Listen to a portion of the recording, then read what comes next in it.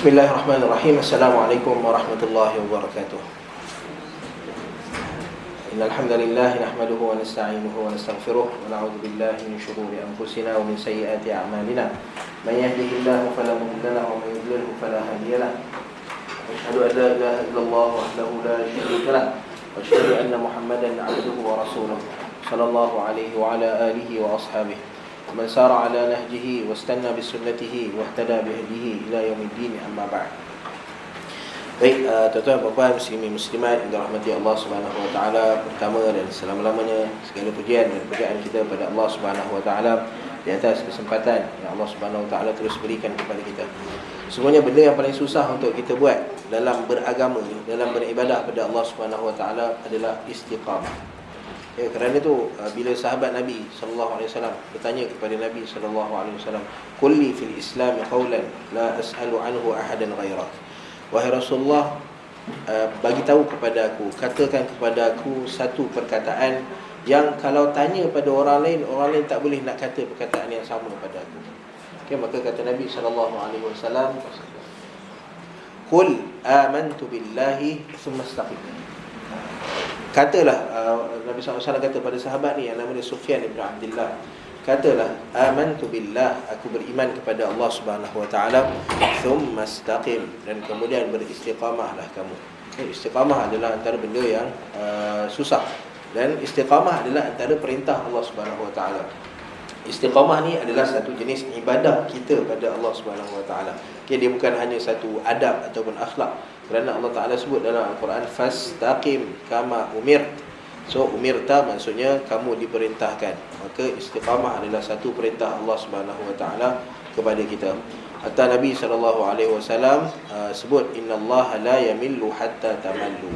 Allah Ta'ala akan sentiasa duduk dengan kita, bersama dengan kita, mencari amal ibadah kita sehinggalah kita ada rasa bosan.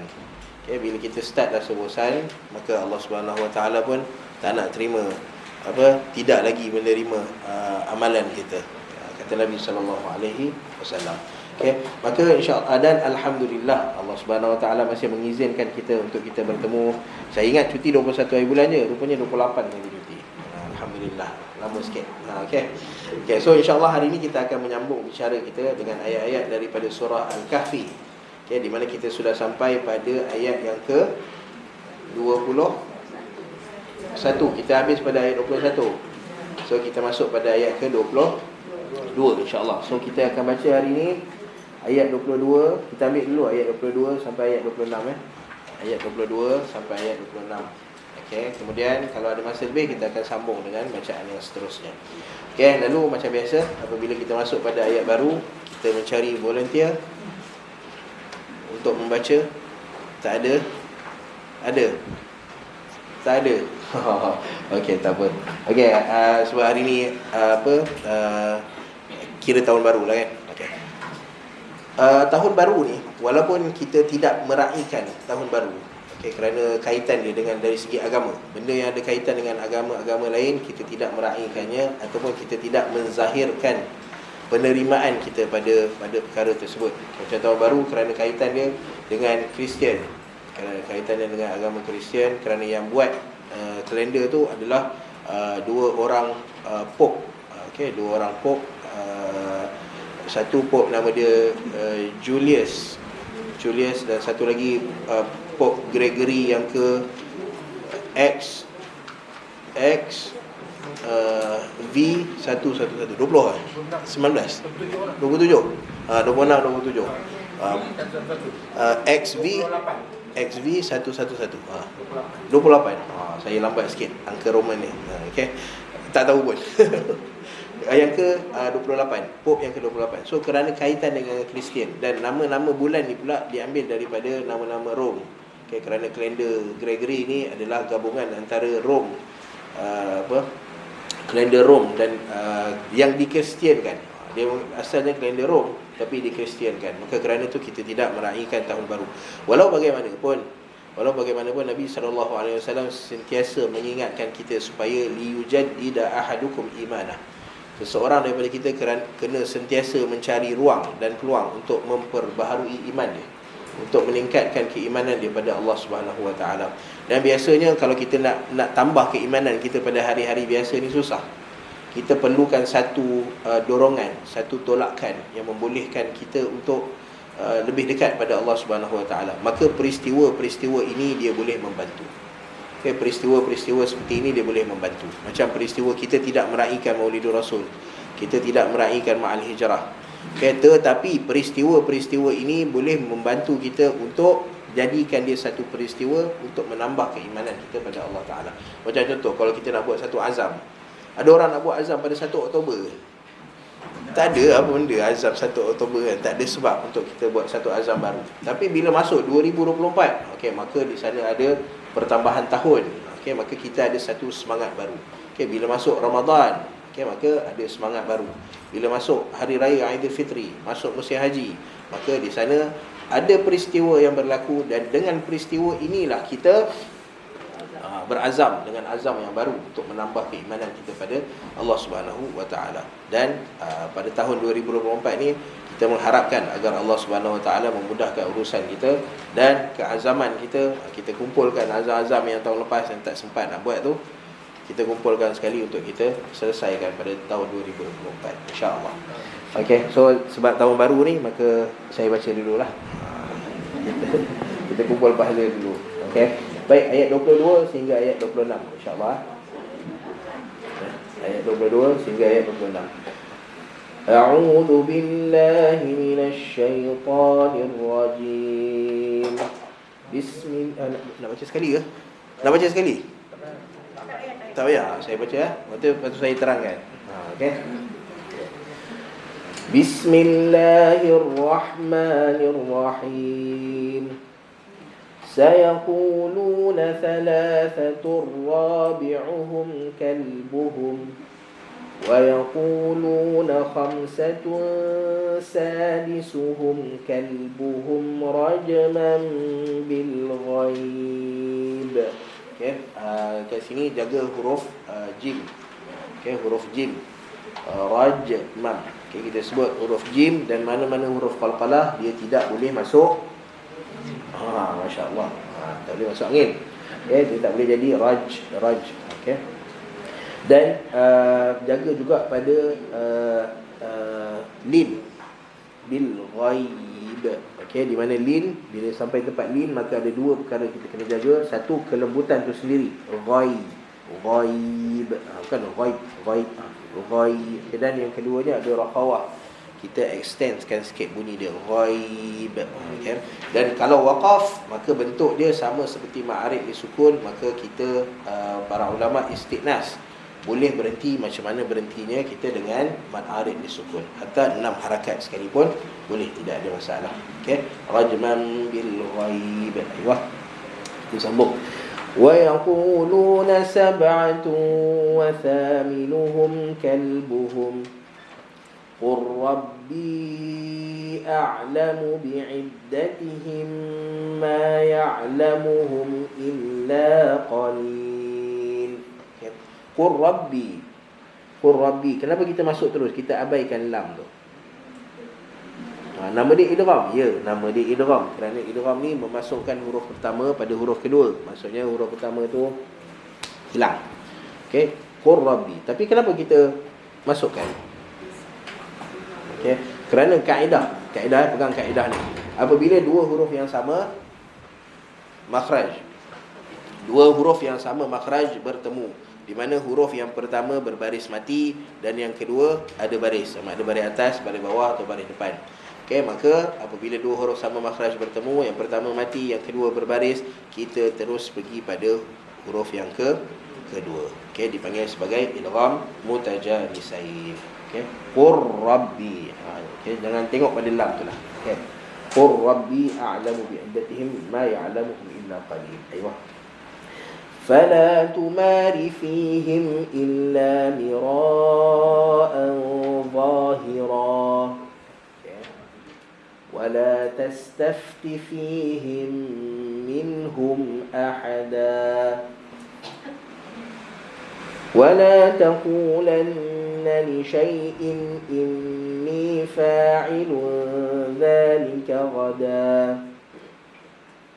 Okey, dekat sini illa ayyasha Allah. Okey, dan ayat-ayat seperti ini banyak dalam Al-Quran di mana kita berhenti pada nombor ayat. Okey, inni fa'ilun dzalika ghada. Tetapi ceritanya tak habis lagi. Okey, ceritanya tak habis lagi. Ceritanya habis dekat illa ayyasha Allah. Okey. So kalau kita jumpa ayat macam ni, maka kita cara bacaan yang digalakkan untuk kita baca, dia bukan wajib tapi digalakkan untuk kita baca adalah kita berhenti dulu dekat nombor ayat. Okay. Inni fa'ilun dzalika ghada. Kemudian kita patah balik. Inni fa'ilun dzalika ghadan illa an yasha Allah. Okey. Ayat ni banyak. Macam ayat kat muka surat 34 contohnya. 34, 35. La'allakum tatafakkaruna fid dunya wal akhirah. Dalam surah Al-Baqarah ada, dalam surah Muhammad pun ada. So ada ayat-ayat yang kita berhenti, macam contoh ayat yang kita baca dekat surah Al-Ma'un, fawailul lil musallin. Kan, kalau dari segi makna dia tak cukup lagi, takkan celakalah bagi orang-orang yang solat. Tapi kerana ada nombor ayat, kita berhenti dulu kat situ. Kemudian ambil balik, fawailul lil musallin alladzina hum an salatihim sahun. Okey, baru lengkap makna ayat. Celakalah bagi orang-orang yang solat tapi dia tidak menjaga waktu solat dia. Okey, dia tak jaga bila dia solat. Okey. Kalau berhenti tak boleh. Kalau berhenti pun tak boleh. Kalau berhenti pun tak ada masalah. Tapi sambung pun tak ada masalah. Tapi yang digalakkan adalah kita gabungkan. Sebab apa? Makna dia, dari segi makna lebih cantik. Okey. Illa ayyasha Allah. Wadhkur rabbaka idza nasit wa qul 'asa an yahdiyani rabbi li aqrab min hadha rashada. ولبثوا في كهفهم 300 سنين وازدادوا 9 قل الله أعلم بما لبثوا له غيب السماوات والأرض أبصر به وأسمع. Tadi perkataan al-ard ni kena hati-hati juga, sebab ramai orang dia tebalkan huruf hamzah pada perkataan al-ard, senyumkan hamzah. Hamzah sentiasa nipis. Okey, lahu ghaibus samawati wal senyumkan wal ard. Okey, tapi ra dengan dad tebal. Okey, absir bihi wa asmi' ma lahum min dunihi min waliyyin wa la yushriku fi hukmihi ahada. Ayuh. Okey. So yang lain mudah insya-Allah, cuma jaga pada ha. Ni banyak ha kat hujung perkataan ni. Absir bihi. Okey, so ha kita sebut huruf yang paling lemah dari segi sebutannya adalah hamzah dan ha. So bila kita sebut hamzah dengan ha, bagi tenaga supaya dia keluar. Absir bihi, hi, tak nak absir bihi, hi tak ada bunyi ha. Okey, absir bihi wa asmi' ma lahum min dunihi, hi, tak nak min dunihi, hi tak nak hi. Okey, min waliyyin wa la yushriku fi hukmihi ahada. Okay, dan bila berhenti jangan berhenti dengan masya-Allah, ingat lagi. Okey. Jangan berhenti ahada. Okey. Okey.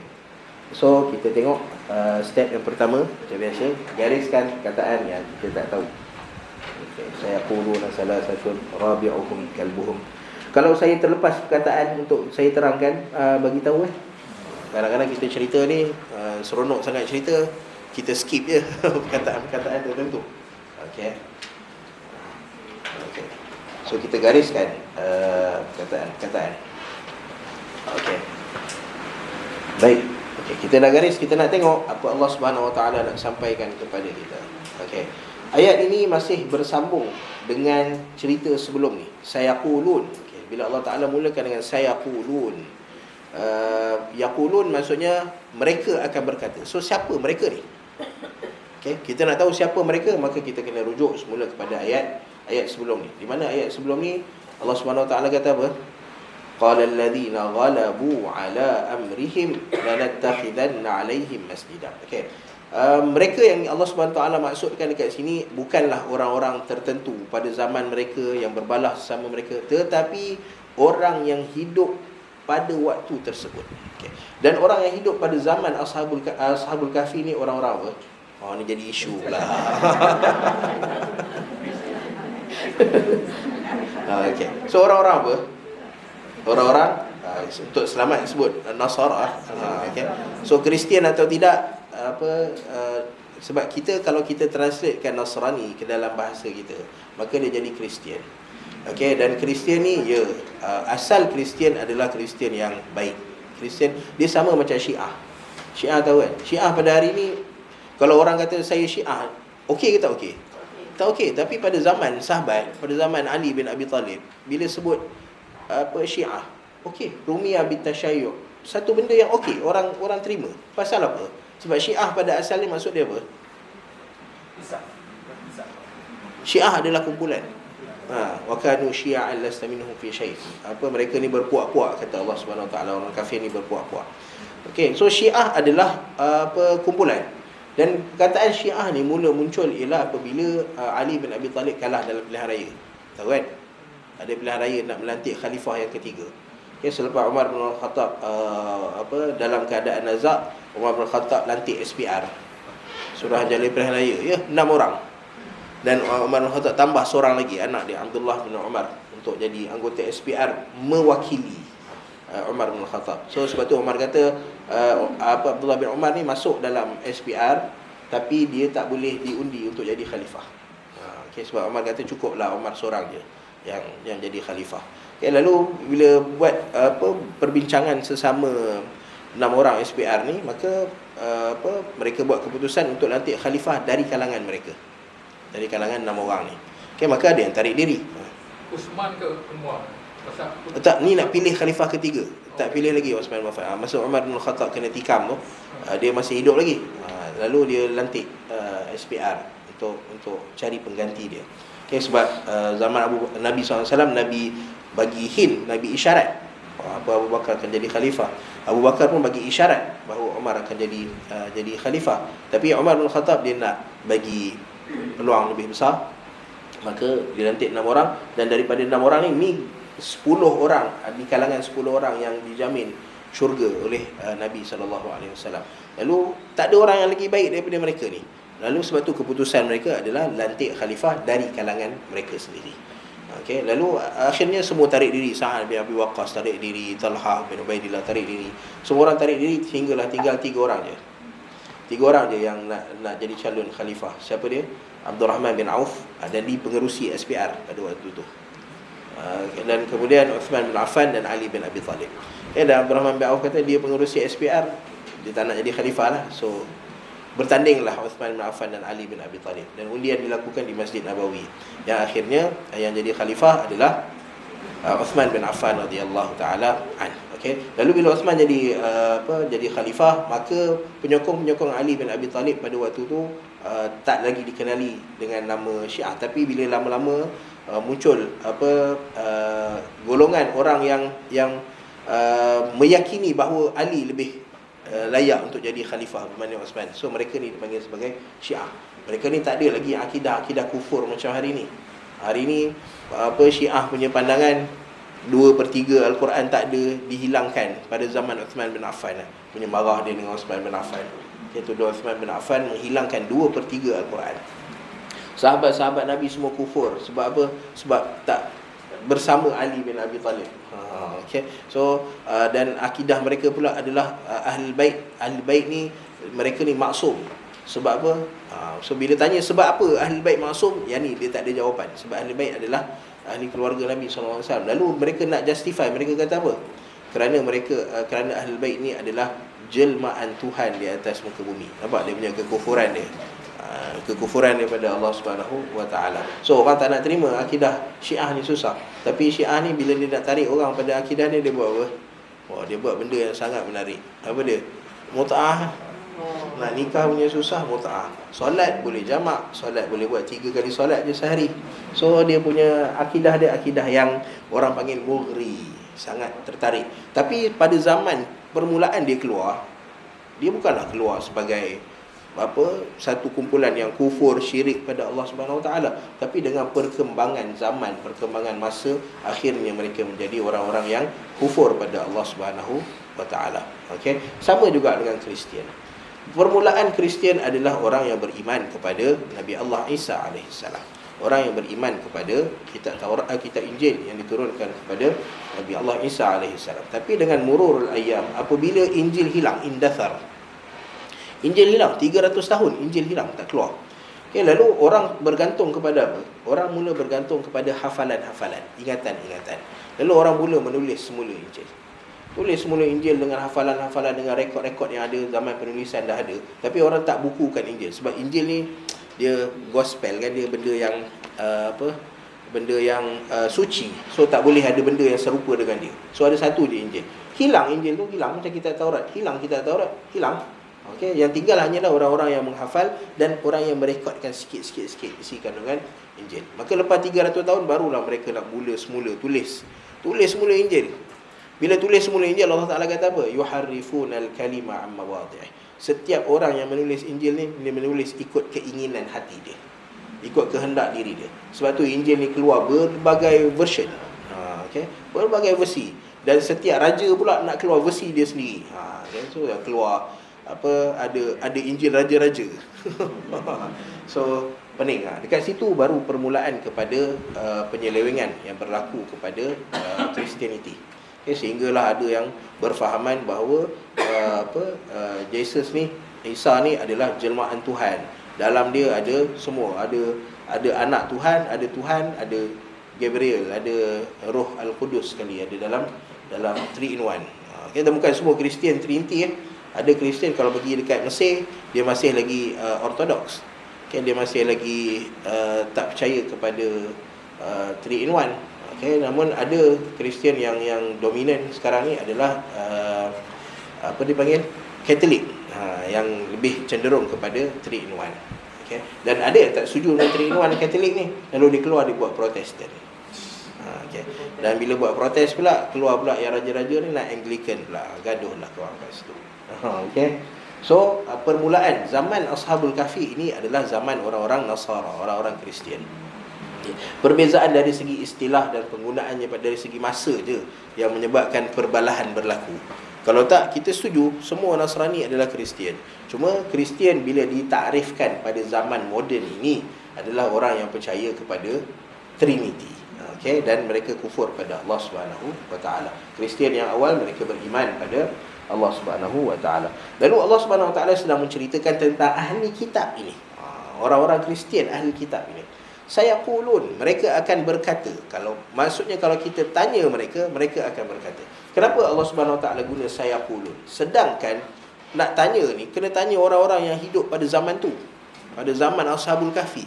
Dan Ashabul Kahfi ni benda yang dah past tense. Kenapa Allah Taala kata qal? Allah Taala tak kata qalu salasatur rabi'uhum kalbuhum wa qalu khamsatun sadisuhum. Tapi Allah Taala guna sayaqulun. Kenapa? Dalam bahasa Arab kita cerita sebelum ni, fi'il madhi dia membawa maksud apa? Lepas ataupun pasti. Fi'il madhi dia membawa maksud benda yang telah berlaku ataupun benda yang pasti akan berlaku. Sebab tu Allah Ta'ala bila cerita tentang hari kiamat, peristiwa yang akan berlaku pada hari kiamat nanti, tapi Allah Ta'ala guna fi'il madhi. Iza syamsu kuwirat madhi. Kalau fi'il mudhari'nya tukawwar. Tapi Allah Ta'ala guna madhi. Iza sama'un syaqqat. Semua fi'il madhi. Pasal apa? Kerana Allah Ta'ala nak menunjukkan ia pasti berlaku. Tapi bila guna fi'il mudhari', maka fi'il mudhari' ni dia yufid apa? Dia menggambarkan apa? Memberi isyarat pada apa? Satu, menggambarkan tentang peristiwa tu sedang berlaku ataupun akan berlaku. Itu yang pertama. Yang kedua, fi'il mudhari' juga melambangkan sikit. Benda yang berlaku tu benda yang bukan sikit, dia ihtimal, berkemungkinan berlaku dan berkemungkinan tidak berlaku. Dan fi'il mudhari' juga dia menunjukkan istimrariyah. Kalau bahasa Inggeris dia apa? Nak sebut pun susah. So istimrariyah. Maksudnya berterusan. So maksudnya kalau kita tanya pada setiap zaman, setiap masa, kalau tanya pada ahli kitab, mereka akan bagi bentuk jawapan yang sama. Okey, sayaqulun. Dan Allah Subhanahu Wa Taala kata sayaqulun daripada perkataan qaul, kata-kata. Kerana Allah Taala nak bagi tahu jawapan. Kalau kamu tanya pada ahli kitab, mereka akan bagi jawapan yang daripada kata-kata, bukan daripada ilmu, bukan daripada sumber, bukan daripada kajian, tapi mereka akan bagi tahu qal, okey, qila wa qala. Benda yang main sebut je. Okay, dapat daripada mana? Dengar kata. Ni dapat mana? Khabar angin. So ini antara sifat ahli kitab yang Allah Subhanahu Wa Taala ceritakan. Okay, so kalau kita tahu dalam bab sejarah, ni sejarah ni. Dalam bab sejarah pun mereka ni tidak berpegang kepada ilmu. Maksudnya main cakap je. Macam mana kita nak ambil agama daripada mereka ni? Okay, lagilah lebih elok untuk kita tinggalkan mereka. Okay, kerana sifat mereka ni jenis qila wa qala. Dan bahkan Nabi SAW larang kita daripada melakukan perkara yang sama. Okay, pada hadis Nabi SAW, innallaha man'a lakum qila wa qala wa kasratus su'al wa idha'atul mal. Allah Subhanahu Wa Taala melarang kita daripada 3 perkara. Yang pertama, qila wa qala, main cakap ikut dengar. Okay, apa benda kita dengar, kita main sebarkan. Okay, wa kasratus su'al, banyak sangat tanya. Nak tanya boleh, sikit-sikit lah. Okay, wa idha'atul mal, dan membazir, buang harta. Kenapa ni? Marah ke? Idha'atul mal. Okay, dan membuang harta kita. Okay, so Allah Subhanahu Wa Taala kata, kalau kamu nak tahu peristiwa-peristiwa ni, Allah Taala bagi contoh Ashabul Kahfi. Tapi kalau kamu nak tahu peristiwa-peristiwa yang berlaku pada masa-masa dahulu, dan kamu tanya pada ahli kitab, jawapan yang akan kamu terima adalah qila wa qala. Orang ni kata macam ni, orang ni kata macam ni, orang ni kata macam ni. Okay, so tak ada jawapan yang pasti akan keluar daripada mereka. Okay, sebab tu nanti hujung nanti Allah Ta'ala akan bagi tahu satu benda pada kita. Okay. So Allah Ta'ala kata, kalau kamu tanya pada mereka tentang bilangan Ashabul Kahfi, sayaquluna thalathatur rabi'uhum kalbuhum. Okay. Kalau kamu tanya mereka berapa bilangan Ashabul Kahfi, setiap zaman, setiap masa, mereka akan bagi tahu Ashabul Kahfi ni 3 orang, dan yang keempatnya adalah anjing mereka. Okay. Dan anjing Ashabul Kahfi ni ada banyak nama. Nama-nama yang paling kuat, disebutkan ada 2. Satu nama dia Qitmir. Okay, Qitmir. Tapi Qitmir ni, tahu Qitmir tu apa? Buah. Kurma. Tapi dia bukan kulit. Kat biji kurma ni, biji kurma, kadang kalau kita tengok dia ada satu line color putih. Okay, nampak line color putih yang kita boleh buat keluar macam benang. Okay, so itu dipanggil Qitmir. Okay. Allah Ta'ala kata, orang-orang yang kamu la yamlikuna min qitmir. Allah Ta'ala kata, orang yang kamu syirikkan selain Allah Subhanahu Wa Ta'ala, mereka ni tidak memiliki apa-apa pun, walaupun sebesar qitmir. Okay. In tad'uhum la yasma'u du'aakum. Kalau kamu panggil dia pun, kamu berdoa pada dia pun, dia tak boleh nak buat apa-apa. Walau sami'u, kalau mereka dengar pun, mastajabu lakum, tak boleh nak bagi jawapan pada kamu. Okay, kerana benda sebesar qitmir pun tak ada. So itu antara nama yang famous datang tentang nama anjing Ashabul Kahfi, nama dia Qitmir. Satu lagi nama yang famous, nama dia Himran. Bukan Imran, Himran. Okay, Himran. Okay, tapi tak payahlah hafal. Sebab apa? Tak ada manfaat tahu nama anjing. Yeah. Ambil nota lagi. Okay. So Allah Subhanahu Wa Taala tak bagi tahu nama ni. Kenapa? Kerana satu, tidak ada manfaat, dan satu lagi, bila kita tanya ahli kitab, maka ambil kaedah ni, benda yang mereka ceritakan kebanyakannya adalah pendustaan. Okay. Sayaquluna salasatun rabi'uhum kalbuhum wa yaquluna khamsatun sadisuhum kalbuhum. Okay. Dan ada sebahagian pula mengatakan bahawa bilangan dia adalah khamsatun sadisuhum. Bilangan Ashabul Kahfi ada 5, yang keenamnya adalah anjing mereka. Dan Allah Ta'ala sebut apa? Rajman bil ghaib. Rajman bil ghaib adalah satu istilah yang Allah Subhanahu Wa Ta'ala guna. Rajman maksudnya rejam. Okay? Rejam, kita membaling. Okay? Dan baling ni, kita baling mesti ada benda. Kita tak baling saja-saja, kita baling mesti ada tujuannya. Okay? Nak bagi kena dekat itik ke ayam. Zaman dulu lah, saya suka pekong itik. Itik duk jalan, itik ayam dia jalan laju, itik dia jalan slow kan. So kita sangat suka membaling batu pada itik. Okay. So itu rejam. Maksudnya bila kita rejam, kita baling, kita ada tujuan, ada target kita. Okay. Tapi rajman bil ghaib, ghaib ni adalah benda yang tak nampak, gelap. Contoh, kita berada dalam waktu malam gelap dan kita nak baling batu pada target kita. Rasa kena tak? Boleh sampai ke tak? Kita kalau nak baling pun kita akan teka-teka je baling. Okay? So ini yang Allah Ta'ala sebut rajman bil ghaib. Ahli kitab, sifat mereka apabila ditanya sama ada hukum agama ataupun perkara-perkara berkaitan dengan sejarah mereka, perkara-perkara yang ada kaitan dengan kitab Taurat, kitab Injil mereka, maka kebanyakan jawapan mereka adalah rajman bil ghaib. Teka je. Okay, tanya dalam kitab Taurat ada tak benda ni? Ada. Okay, dalam kitab Taurat hukum macam mana? Macam ni, macam ni, macam ni. So rajman bil ghaib. Okay, dan kerana ini sifat ahli kitab, dan ini benda yang ahli kitab buat ni, dia bukan hanya tekaan semata-mata, tapi ia adalah pembohongan pada Allah Subhanahu Wa Taala. Pasal apa? Sebab kitab Taurat, kitab Injil, ajaran yang Allah Taala turunkan kepada Nabi Allah Musa dan Nabi Allah Isa alaihi salatu wassalam adalah daripada Allah Subhanahu Wa Taala. Lalu kalau mereka bagi satu ajaran dan kemudian nisbahkan pula kepada kitab Taurat atau Injil, atau nisbahkan kepada Nabi Musa dan Isa, bermakna mereka sedang menisbahkan benda itu pada Allah Subhanahu Wa Taala. Dan dosa paling besar Allah Taala namakan al-fahishah. Fahishah ni benda keji di sisi Allah Subhanahu Wa Taala. Ada dosa yang yalah, orang buat salah pada kita, ada dosa yang kita kata acceptable, boleh kita maafkan. Tapi ada dosa yang nampak jijik, nampak kotor, nampak buruk di sisi Allah Subhanahu Wa Taala, yang mana perlu taubat nasuha. Antaranya adalah wa antaqulu 'ala Allahi ma la ta'lamun. Qul innama harrama rabbi al-fawahisha ma zahara minha wa ma batan wal ithma wal baghya bighairi al-haqq wa an tusyriku billahi ma lam yunzil bihi sultan wa antaqulu 'ala Allahi ma la ta'lamun. Untuk kita bercakap pada Allah Subhanahu Wa Taala benda yang kita tak tahu. Tekaan semata-mata. Kalau dengan Nabi SAW pun, Nabi SAW kata apa? Innal kadhiba alayya laysa ka kadhibi ala ahad.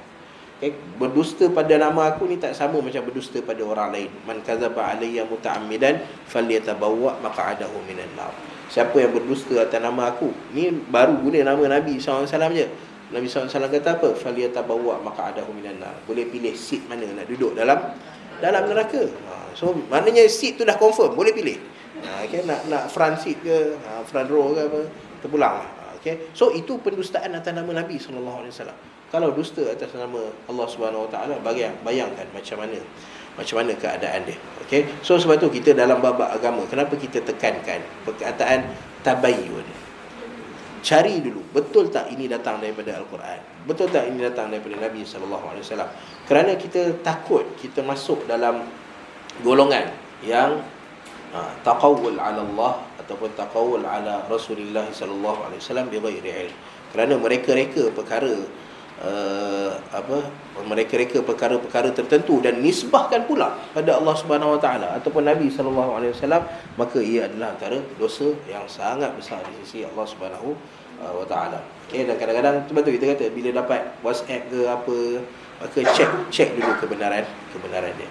Dan kenapa kita menentang? Kadang-kadang orang nak kata, kenapa tegas sangat dengan orang-orang yang cerita benda-benda karut dekat TV ke, dekat Facebook ke? Kenapa kita terlalu tegas dengan diorang ni? Sebab kita tak nak masyarakat duduk dalam ni. Orang rasa dia sedang beriman, beribadah pada Allah Ta'ala. Rupanya benda yang diceritakan tu semuanya adalah pembohongan atas nama Allah Subhanahu Wa Ta'ala. Orang tipu atas nama kita pun kita marah. Bagaimana dengan Allah Subhanahu Wa Ta'ala? Okay. So Allah Ta'ala kata rajman bil ghaib. Okay. Dan ini adalah antara sifat ahli kitab. So kalau kita buat juga benda sama, kita lagi besar dosa kita. Sebab ahli kitab dia punya dosa dia taqawul ala Allah bighairi ilm. Mereka reka cerita atas nama Allah Ta'ala. Kita ni pula kalau kita buat dosa kita, mereka reka cerita atas nama Allah Subhanahu Wa Ta'ala dan ikut ahli kitab, ikut perangai ahli kitab. Okay. So dosa kita kesalahan kita lebih besar. Okay. Rajman bil ghaib. Okay. Kemudian wa yaquluna sab'atun wa thaminuhum kalbuhum. Dan mereka akan berkata sab'atun. Ahli kitab ashabul kahfi ni bilangan mereka 7 orang. Okay. Wa thaminuhum kalbuhum. Dan yang ke-8-nya adalah anjing mereka. Okey, lalu Allah Subhanahu Wa Taala bagi tahu. Okey, yang Allah Subhanahu Wa Taala sebut tiga pandangan ataupun tiga kata-kata yang keluar daripada ahli kitab. Okey, di mana Allah Taala kritik yang dua yang pertama ni Allah Taala kritik. Yang kata 3, yang kata 5, Allah Taala kata rajman bil ghaib. Ini adalah rekaan semata-mata. Tapi bila sebut yang ketiga ni wa yaquluna sab'atun wa thaminuhum kalbuhum. Okay, maka bila sebut pandangan yang ketiga ni, maka Allah Ta'ala senyap. Allah Ta'ala tak puji, Allah Ta'ala tak kritik. So senyap. Okay. So bila senyap ni, maka para ulama' dia istimbat satu hukum. Dia bawa keluar satu hukum, satu kaedah yang kata adalah as-sukutu alamatur ridha. Senyap itu tanda setuju. Okay. So kaedah ni diguna pakai hatta kita bila meminang anak orang, khitbah. Okay. Khitbah bila khitbah apa dia? Allahu akbar. Merisik. Merisik ataupun bertunang. Okey, bila kita nak tanya, okey, boleh tak nak berkahwin dengan ni? So yang perempuan pun senyap. Ya, okey. So maka kaedah dia as-sukut alamatur ridha. Okey, senyap tanda setuju. Okey. Kenalah jawab ya atau tidak kan, baru orang tahu kan. As-sukut alamatur ridha. So bila Allah Taala senyap dekat sini, maka boleh difahami bahawa Allah Ta'ala bersetuju dengan kata-kata ini. Okay, maksudnya Ashabul Kahfi bilangan dia adalah 7, dan yang ke-8-nya adalah anjing mereka. Okay, dan antara benda yang menyokong pandangan ini adalah riwayat daripada Ibnu Abbas radhiyallahu ta'ala anhumah, di mana Ibnu Abbas, bila mana Allah Ta'ala sebut dekat bawah tu ma ya'lamuhum illa qalil. Okay, tidak ada yang mengetahui bilangan Ashabul Kahfi ni melainkan orang-orang yang sedikit, kata Allah Ta'ala. Okay, bilangan mereka sangat sedikit.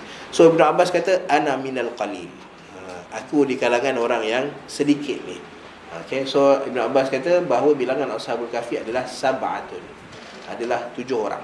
Okay, maka apa yang Allah Subhanahu Wa Taala sebut dengan riwayat Ibnu Abbas radhiyallahu taala anhu ni, dia bertepatan. Kalau tak ada riwayat Ibnu Abbas pun kita tetap pegang dengan 7 juga, sebab Allah Taala senyap dengan kata-kata yang 7 ni.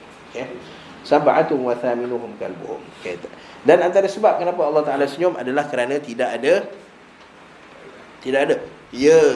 faedah dalam kita mengetahui bilangan Ashabul Kahfi. Kalau kita tahu bilangan mereka 10 ke 20 ke, apa faedah dia? Tak ada. Okey. Mungkin ada sebahagian orang, sebab ada orang dia tengok ayat Al-Quran, okey, dia ada satu mazhab dalam pentafsiran Al-Quran. Dipanggil mazhab al-Isyari. Ada satu tafsir dipanggil tafsir Isyari. Tafsir Isyari ini dia kata dalam ayat-ayat Al-Quran ni dia ada isyarat-isyarat tertentu. Dia bukan hanya tengok pada makna tafsir, bukan hanya tengok pada tadabbur. Dia kata ada isyarat-isyarat tertentu, ada makna-makna tersembunyi. Okey. So bila dia tengok 7, maka dia kata kalau kita nak keluar, contoh tabligh kan, kalau nak keluar, berapa ramai nak keluar? 7 orang. Okay.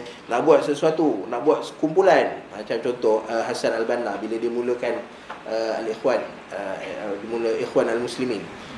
So berapa ramai dia start? 7 orang. So ramai orang dia tafaul ni dia bersangka baik dengan angka 7 ni. Okay, sebab apa? Sebab Ashabul Kahfi keluar dengan 7 orang. Allah Ta'ala puji mereka, Allah Ta'ala rakamkan mereka dalam Al-Quran. Maka orang-orang ni kata, kita pakailah angka 7.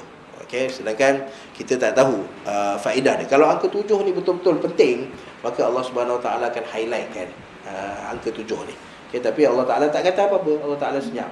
Okey, bermaksud tidak ada apa-apa maksud di sebaliknya dan tidak ada faedah daripada mengetahui bilangan Ashabul Kahfi. Tapi kalau nak tafaul ni benda yang Nabi sallallahu alaihi wasallam suka. Kita dia bukan bersangka baik lah, macam bersangka baik. Okey, macam contoh bila kita nak keluar pergi bermusafir, lalu matahari keluar awal pada hari tu. Okey, maka kita bertafaul, kata, wah, matahari keluar ni maksudnya perjalanan kita akan baik kot, insya-Allah. So itu dipanggil tafaul. Okey, tafaul Nabi SAW kata wa yu'jibunil fa'lu, untuk bersangka baik dengan apa yang Allah Subhanahu Wa Taala datangkan, maka ia adalah satu benda yang aku suka, yu'jibuni, yang aku suka, kata Nabi sallallahu alaihi wasallam. Tapi lawan kepada tafaul adalah tasya'um. Okey, tasya'um Nabi sallallahu alaihi wasallam larang daripada tasya'um. Tasya'um ni pula kalau kita keluar pagi-pagi, kita tengok awan, mendung, ini perjalanan ni tak elok ni. Okay, ataupun kita rasa ada peristiwa malang yang akan berlaku disebabkan benda yang berlaku di sekeliling kita, maka itu dipanggil tasya'um. Okay, dan tasya'um ni benda yang dilarang oleh Nabi SAW bila Nabi SAW sebut la tiyarata wala adwa. Okay, tidak boleh ada kepercayaan karut pada benda-benda buruk yang berlaku di sekeliling kita. Benda baik tak ada masalah, benda buruk tak boleh. Sebab benda baik dia membawa kepada husnuzan pada Allah Subhanahu Wa Taala. Benda buruk dibawa kepada su'zan, sangkaan buruk pada Allah Subhanahu Wa Taala. Okey. So setelah Allah Subhanahu Wa Taala bagi kata-kata daripada ahli kitab ni, kemudian Allah Taala kata apa? Qul, wahai Muhammad, bagi tahu kepada manusia, Rabbi a'lamu bi'iddatihim. Tuhan aku lebih mengetahui, ataupun Tuhan aku yang mengetahui bi'iddatihim, tentang bilangan mereka. Iddah adalah bilangan. Bilangan maksudnya benda yang boleh dikira. Okey, iddah. Bila datang perkataan iddah je, maka ia membawa maksud kiraan, mesti kena kira. Okey, Allah Taala tahu kiraan dia. Okey, sebab apa? Sebab dalam syariat pun ada sesuatu yang dinamakan sebagai iddah. Masa bila? Iddah? Ya, isteri berpisah dengan suami, sama ada dengan kematian ataupun dengan perceraian, maka di sana ada iddah. Dan iddah ni bukan main kira-kira je, bukan approximately, tak ada. Sebulan 2 bulan tak ada, kena kira. Iddah mesti kira. Allah Ta'ala sebut perkataan iddah maksud dia kiraan, mesti kena kira. Dan kiraan iddah adalah dengan kiraan bulan hijrah. Ya, kiraan sama ada suci ataupun haid dengan kiraan bulan qamariyah, bulan hijrah. Okey, mesti kena kira. Okey, tepat sebab Allah Taala nak bagi iddah ni tepat kepada salah satu quru. 3 kali suci ataupun 3 kali haid. Okey. Kalau yang kematian suami 4 ashhurin wa 10, 4 bulan 10 hari, 4 bulan hijrah dan 10 hari. Okey. So qur rabbi a'lamu bi'iddatihim. Dan hati-hati dalam bahasa Arab dia ada uddah dan iddah. Iddah adalah bilangan, kiraan. Uddah adalah persediaan, persiapan. Tukar baris ya. Okay, makna jadi lain. Okey, bi'iddatihim. So Allah Subhanahu Wa Taala nak bagi tahu bahawa wahai Muhammad, bagi tahu benda-benda yang kita tak tahu, maka nisbahkan pada Allah Taala. Sebab tu kita kata wallahu a'lam. Okay, Imam Malik bin Anas, orang tanya 40 soalan, 34 ataupun 36 soalan je dia jawab. Orang datang daripada Andalus, daripada Spanyol, datang ke Madinah, bukan naik kapal terbang, dulu mana ada. Okay, datang jumpa Imam Malik bin Anas, tanya 40 soalan pada Imam Malik bin Anas. Jawab 4 ataupun 6 soalan je Imam Malik jawab. Lalu orang ni kata, wahai Imam, aku datang daripada Andalus ni, daripada Spanyol, kena redah laut apa semua, lalu Afrika nak sampai ke Madinah. Engkau kata tak tahu. Okay, so Imam Malik kata takkan dia nak reka sesuatu pada Allah Subhanahu Wa Taala, benda dia tak tahu, dia sebut Allahu a'lam. Okay, sama juga walaupun mufassir, kebanyakan mufassir dan riwayat Ibnu Abbas mengatakan bilangan Ashabul Kahfi adalah 7. Okay, tetapi kalau benda-benda yang kita tak pasti, okay, maka kita sebut Allahu a'lam. Qur rabbi a'lamu bi'iddatihim ma ya'lamuhum illa qalil. Tidak ada yang mengetahui bilangan Ashabul Kahfi melainkan orang yang sedikit, bilangan yang sedikit. Okey. So boleh jadi kita boleh usaha untuk jadi di kalangan yang sedikit ni. Tapi Allah Subhanahu Wa Taala bila sebut ma ya'lamuhum illa qalil, tidak mengetahuinya melainkan bilangan yang sedikit, maksudnya tidak ada kabirul faedah, tidak ada faedah daripada mengetahui bilangan Ashabul Kahfi. Okey. Fala tumari fihim illa mira'an zahira. Lalu pada perkara-perkara yang tidak membawa faedah ini, fala tumari. Mari daripada miryah. Miryah apa dia? Miryah ataupun mira' adalah jidal, perdebatan. Jangan buka pintu berdebat pada benda yang tidak ada faedah. Ayam lahir ayam dulu ke telur dulu? So apa faedah dekat situ? Siang dulu ke malam dulu? Apa faedah kat situ? Ada satu je tempat yang kena tahu faedah siang dan malam pada hari Arafah. Pada hari Arafah dekat situ kena tahu mana yang mula dulu. Okay, hari Arafah, sebab nak tahu hari Arafah tu bila start. Mula daripada maghrib ke ataupun mula daripada siang hari Arafah. Yang lain semua kita tak perlu. Nak tahu siang atau malam ayam telur dulu ke ayam dulu ke, ada faedah ke? Tak ada. Perbincangan yang tak ada faedah, perbincangan yang tidak ada kesimpulan, tak ada jawapan, tak ada jalan keluar, maka fala tumari fihim. Itu asalnya, jangan berdebat dalam bab tu. Okay, sebab perdebatan ni dia akan membawa kepada khilaf, dia akan membawa kepada perpecahan, dia akan membawa kepada pergaduhan. So benda yang tak ada faedah, kalau nak gaduh pun gaduh pada benda-benda yang ada khilaf besar. Okay, solat witir wajib ke tak wajib, tu nak khilaf, nak berdebat tak ada masalah, sebab dia ada hasilnya, dia ada faedah, dia ada hukum daripada situ. Okay, tapi kalau benda-benda tak ada faedah, fala tumari fihim. Terutama dengan ahli kitab. Benda dengan ahli kitab, kita dah ada syariat kita, syariat Muhammad sallallahu alaihi wasallam. Maka pegang dengan syariat kita. Orang Yahudi kata apa, orang Nasrani kata apa, fala tumari fihim. Jangan berdebat dengan mereka, melainkan pada perkara-perkara yang perlu. Okay, macam contoh pada Christmas. Okay, bila baca ada seorang yang berdebat dengan Kristian pada pasal hari Christmas, pada mengucapkan Merry Christmas. Aiman Banna, baca dia punya Facebook. Dia berdebat dengan Kristian. Search open dekat dalam Facebook. Okay, bila mana dia sebut bahawa ucapan Merry Christmas ni adalah ucapan yang tak dibenarkan dalam syarak. Okay, dan boleh membawa kepada kekufuran. Sebab apa? Sebab bila kita kata Merry Christmas, Christmas ni adalah ucapan mereka meraihkan, bukan kelahiran Isa. Kalau melahirkan kelahiran Isa mungkin boleh ada pertimbangan, tapi melahirkan anak Tuhan, merayakan kelahiran anak Tuhan. Lalu kalau kita kata Merry Christmas, kita seolah-olah memberi pengiktirafan kita kepada perbuatan mereka.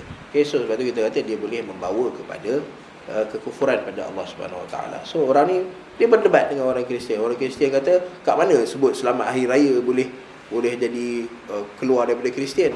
Tak ada. So berdebat pada perkara-perkara yang akidah, yang boleh berbentuk dakwah, boleh menyebabkan orang masuk Islam, yang ni tidak ada masalah.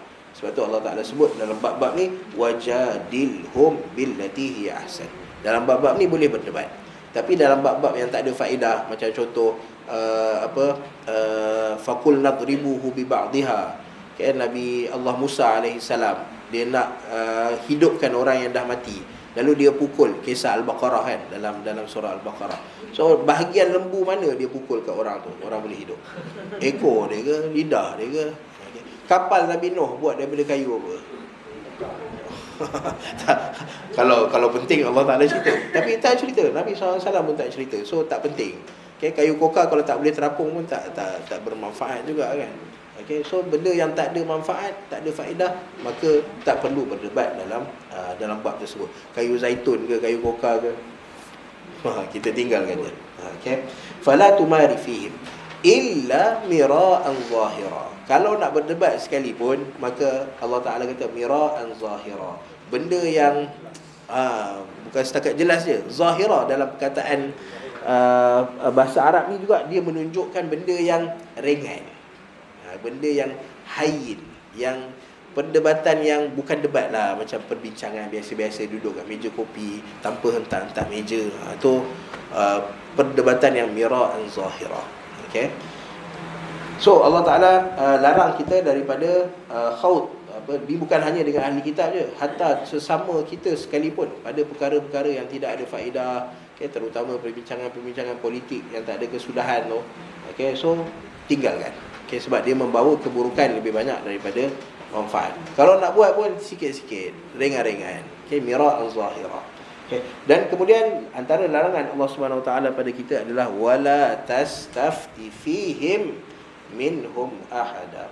Dan jangan kamu bertanyakan kepada ahli kitab tentang ashabul kahfi, siapa-siapa pun, minhum ahada. Ahada ni sesiapa pun. Okay, jangan wala tastafti, jangan minta fatwa. Okay, jangan minta pandangan, jangan minta apa, sebab Allah Subhanahu Wa Taala dah ceritakan benda yang cukup untuk kita. So tak perlu lagi untuk kita pergi pada ahli kitab. Sama juga dalam pensyariatan. Allah Ta'ala sebut pada Nabi SAW, turunkan dalam surah Al-Ma'idah, Al-yawma akmaltu lakum dinakum wa atmamtu alaikum ni'mati. Maka kita tak perlu untuk pergi pada rujukan-rujukan barat. Kita tak perlu, sebab kita banyak pergi cenderung kepada kalau ada masalah, kalau ada kajian, kita banyak cenderung kepada kajian-kajian barat. Kita banyak cenderung pada hasil-hasil penulisan-penulisan ideologi barat. Lalu kita abaikan. Sedangkan para ulama Islam dah keluarkan apa masalah yang ada dalam masyarakat, apa benda yang diperlukan oleh masyarakat yang Al-Quran tak cerita, yang Nabi SAW tak cerita. Semua benda dah diceritakan. Cuma kita lebih cenderung, kita lebih cenderung untuk ambil yang barat. Lalu Allah Subhanahu Wa Taala kata wala tastafti fihim minhum ahada. Dan dalam bab Ashabul Kahfi pun Allah Taala kata jangan minta fatwa daripada mereka. Sama juga, kita kalau nak ambil pandangan mereka boleh, bukan tak boleh. Maksudnya bukan ada larangan khusus. Walaupun Allah Taala kata wala tastafti, jangan minta, tapi utamakan dulu tengok Al-Quran kata apa, hadis Nabi SAW kata apa. Nak membina keluarga bahagia ke, nak buat kaunseling ke apa ke. So kita ada, dalam Islam pun ada dia para ulama yang menulis tentang ni, para mufassir yang tulis, para syurah hadis yang menulis pasal benda ni. Dan bila kita dah dapat daripada apa yang Islam cakap, nak tambah ilmu pengetahuan dengan benda-benda yang ditulis oleh ahli kitab, orientalis ni, maka tak ada masalah. Okey. Wala tastafti fihim minhum ahada. Okey. So habis satu cerita tentang Ashabul Kahfi. Okey. Kemudian masuk pada cerita yang baru. Okey. Wala taqulanna li syai'in inni fa'ilun dzalika ghadan. So ini antara sebab kenapa Allah Subhanahu Wa Taala turunkan surah Al-Kahfi lewat sedikit. Okey, Allah Taala bagi jawapan di mana sebab turun surah Al-Kahfi adalah pertanyaan yang ditanyakan oleh ahli kitab, ada ditanyakan oleh orang kafir Quraisy kepada Nabi SAW. Lalu Nabi SAW kata, mai esok aku bagi jawapan. Tapi esok tu rupanya tak turun wahyu kepada Nabi SAW. So Allah Ta'ala lewatkan sedikit untuk memberi satu didikan pada Nabi SAW, untuk Nabi menyebut insya-Allah ayat ini, wala taqulanna li syai'in inni fa'ilun dzalika ghadan. Dan janganlah kamu berkata wahai Muhammad. Dan Allah Ta'ala datangkan larangan ni dengan sabdu. Kita sebut sebelum ni, mana-mana perkataan yang ada sabdu ia membawa maksud sama ada berulang kali ataupun penegasan. Penegasan. Wala taqulanna li syai'in. Jangan sesekali kamu kata wahai Muhammad terhadap sesuatu peristiwa. Li syai'in. Kalau kita tengok perkataan li syai'in, kalau kita eja dalam bahasa Arab, selalu baca Quran kan, wallahu ala kulli syai'in qadir. Macam mana ejaan dia? Syai'. Ada alif tak? Tak ada. Kenapa ada alif dekat sini? Kenapa ada alif dekat wala taqulanna li syai'in? Okey, satu, ada dua pandangan di kalangan para mufassir. Satu, mereka mengatakan bahawa li syai'in ada alif kerana dalam mushaf para sahabat ditulis dengan alif. Okey, maka ada yang kata alif ni datang disebabkan oleh riwayat dari penulisan, bukan bacaan lah. Dalam penulisan para sahabat, mereka menulis alif pada perkataan syai'in. Dan bukan hanya pada perkataan ini je, perkataan-perkataan lain pun tulis dengan alif juga di syai'in. Walau bagaimanapun yang lebih jelas adalah mushaf-mushaf para sahabat mereka menulis tanpa alif, melainkan pada ayat surah Al-Kahfi sahaja ditulis dengan alif. Lalu bila kata surah Al-Kahfi dia ada alif, maka keluarlah pandangan yang kedua. Pandangan yang kedua mengatakan bahawa ziyadatul syai' ataupun ziyadatul mabna tadullu ala ziyadatil ma'na. Pertambahan huruf maksudnya ada pertambahan maksud, ada pertambahan makna. Syai' maksud dia sesuatu. Syai' yang ada alif maksudnya sesuatu yang berlaku tetapi dengan ada tempoh masa. Wala taqulanna li syai'in. Kalau syai' ni apa-apa je yang berlaku, tapi benda yang berlaku dengan ada tempoh masa, maka dia datang dengan syai' yang ada alif. So ni dalam penulisan Al-Quran. Kerana perkataan li syai'in ni dia datang dua kali je dalam Al-Quran. Satu dalam surah Al-Kahfi, satu lagi dalam surah syai'in. Innama qawluna li syai'in idza aradnahu an naqula lahu kun fayakun, dalam surah An-Nahl. Innama qawluna li syai'in idza aradnahu an naqula lahu kun fayakun. So ada dua tempat sahaja datang perkataan li syai'in. Okey, dan yang ada alif disebabkan oleh muddah zamaniyah, ada tempoh masa. Okey, di mana Nabi SAW sebut pada orang kafir Quraisy, datang esok aku bagi jawapan. So ada muddah zamaniyah, ada tempoh masa. Sama juga macam lepas ni kita akan dengar, bila kita sebut insya-Allah, kita tak sebut insya-Allah pada perkara yang terawang-awang, terapung-apung, tapi kita sebut insya-Allah pada benda yang ada tempoh masa. Okey, orang jemput kita minggu depan ke, kita pun kata insya-Allah. Okay, kita nak buat esok ke, kita pun sebut insya-Allah. Okey, so benda yang ada muddah zamaniyah, ada tempoh masa. Okay, so Allah Subhanahu Wa Taala melarang, wala, jangan, lanna, jangan sesekali, wala taqulanna, jangan kamu berkata wahai Muhammad, syai'in inni fa'ilun dzalika ghada, aku akan buat perkara ini esok, illa an yasha Allah, kecuali kamu sebut insya-Allah ataupun an yasha Allah.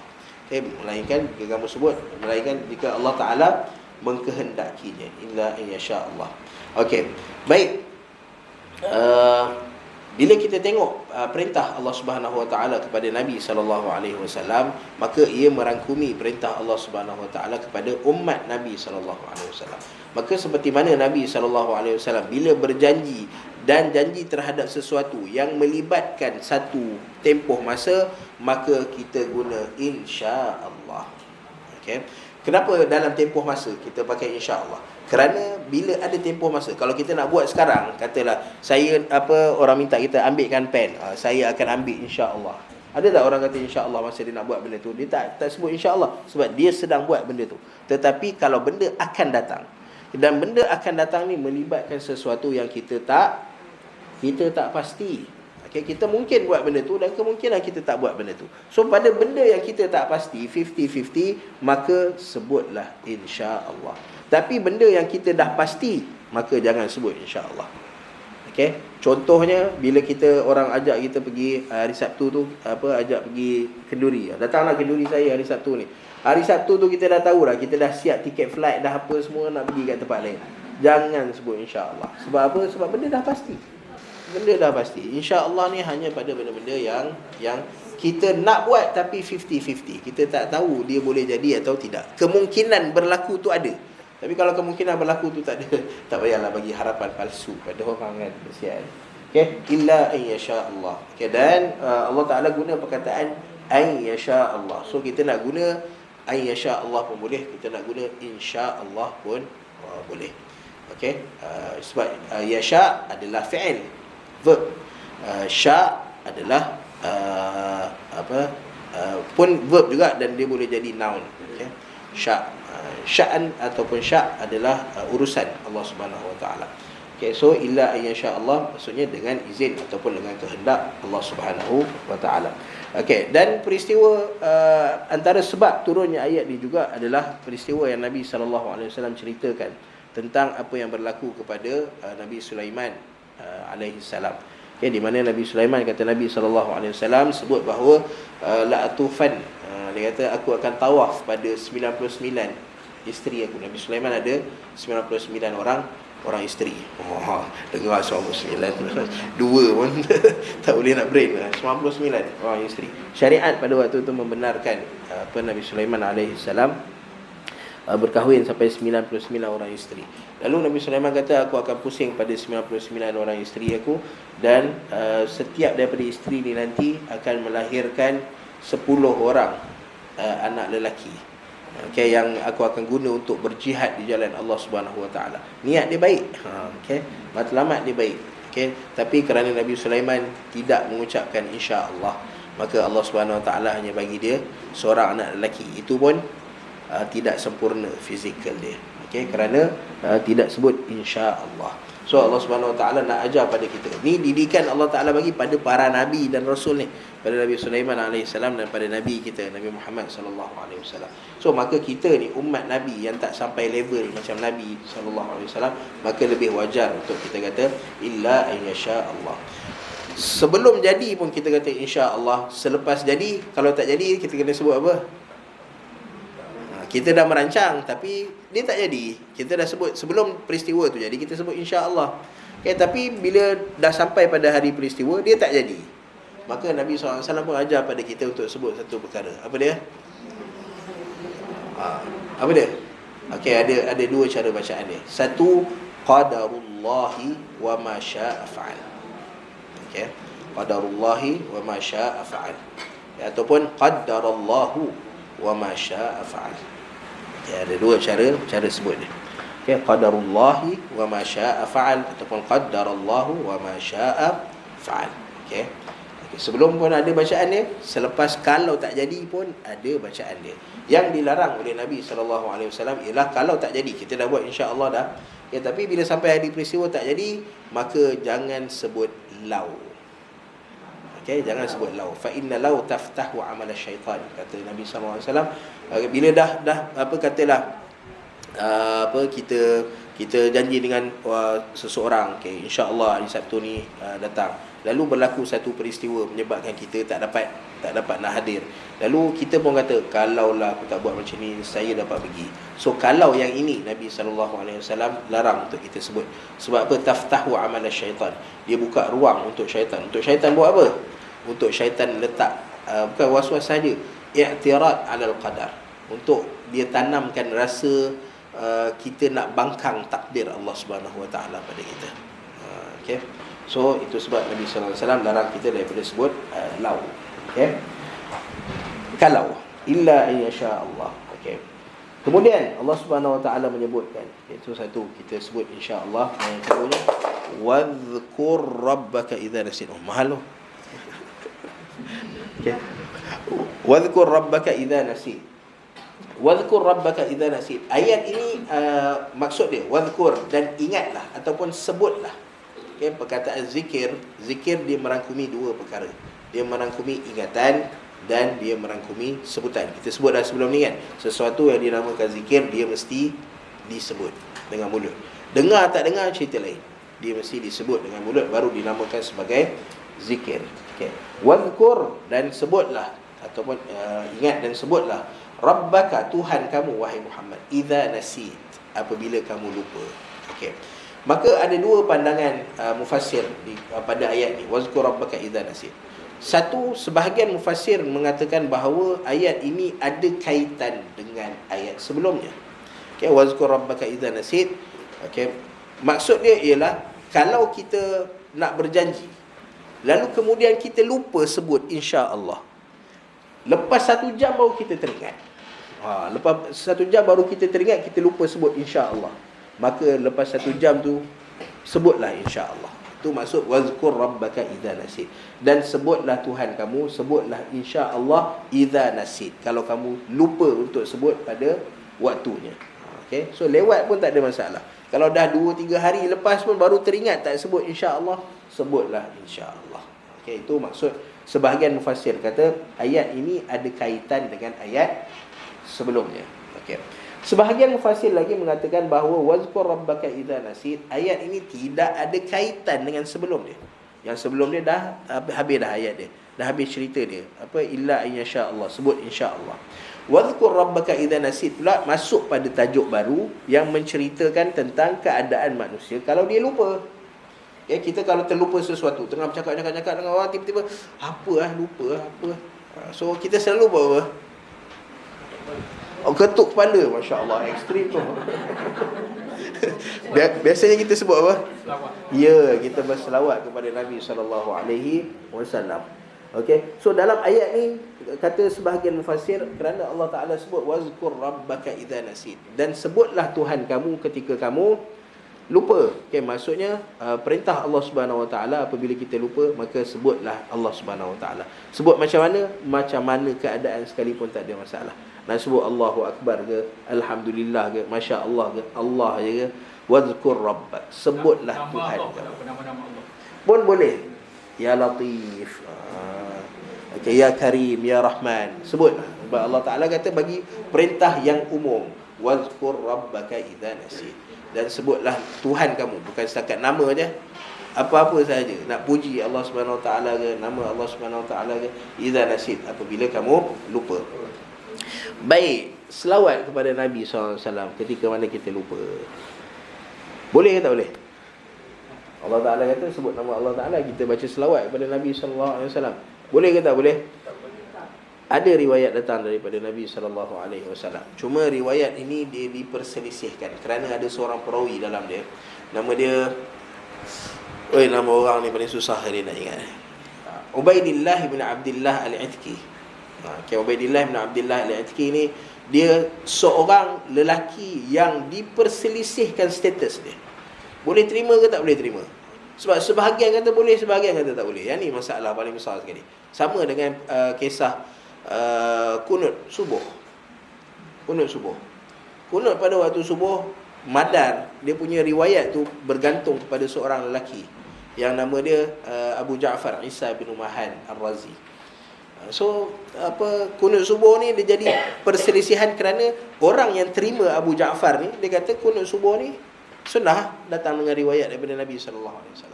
Tapi orang yang kata Abu Ja'far Ar-Razi ni tak boleh diterima, maka dia tolaklah kunut subuh. Kunut pada waktu subuh, ditolak hadis yang lemah. So tu sebab jadi khilaf pada kunut subuh. Sama juga pada membaca selawat kepada Nabi SAW ketika lupa. Maka hadis ni Ubaidillah bin Abdullah Al-Itki ni, Abu Daud kata okey, Syekh Bukhari Al-Bukhari kata okey, tapi Imam Al-Bukhari kata dia tak okey. So ramai lagi yang kata dia tak okey. Ramai juga kata dia okey, ramai juga kata dia tak okey. So berlaku perselisihan dekat sini. Lalu bila berlaku perselisihan, yang terima kata buatlah, yang tak terima kata ia adalah benda hadis yang riwayat yang datang dengan hadis yang datang dengan riwayat yang lemah. Yang tak boleh disandarkan kepada Nabi SAW. So bila khilaf seperti ini, maka kita tak boleh nak buat apa-apa, kena berlapang dada. Sebab khilaf pada orang yang kita tak hidup sezaman dengan dia, so kita tak tahu macam mana, kita hanya terima pandangan orang tentang dia. So yang terima buat, yang tak terima wazkur rabbaka iza nasit. Tapi untuk keluar daripada khilaf, untuk ambil jalan selamat, sebut nama Allah Subhanahu Wa Taala. Bila lupa je Allahu Akbar. So kadang-kadang kalau kita nak terima riwayat tu, kadang-kadang sebutlah selawat pada Nabi sallallahu alaihi wasallam. Bila mana kita lupa. Kerana Allah Subhanahu Wa Taala sebut wadhkur rabbaka idza nasit. Dua perkara Allah Taala sebut. Satu, insya-Allah. Yang kedua, wadhkur rabbaka idza nasit. Siapa buat benda ni? Wa qul asa ay yahdiyani rabbi liaqraba min hadha rashada. Apa hasil yang kita dapat daripada kita menyebut benda ni? Allah Ta'ala kata, qul, wahai Muhammad, bagi tahu kepada mereka, asa, moga-moga, ay yahdiyani rabbi, Tuhan aku memberi hidayah kepada aku, memberi petunjuk pada aku, liaqraba min hadha rashada, untuk mendapat aqrab yang paling dekat, rashada petunjuk kebenaran, yang paling tepat, yang paling hampir dengan kebenaran, liaqraba min hadha rashada. So benda yang petunjuk dalam kehidupan kita, kadang-kadang benda mustaqbal, benda yang akan datang, yang kita tak tahu keadaan diri kita macam mana, dengan sebut insya-Allah, Allah Taala bagi yahdiyani, satu Allah Taala bagi petunjuk. Lagi satu petunjuk yang Allah Taala bagi, liaqraba min hadha rashada, dia akan paling hampir dengan kebenaran. Sama juga dengan bila kita lupa, maka Allah Taala kata wazkur rabbaka idza nasit.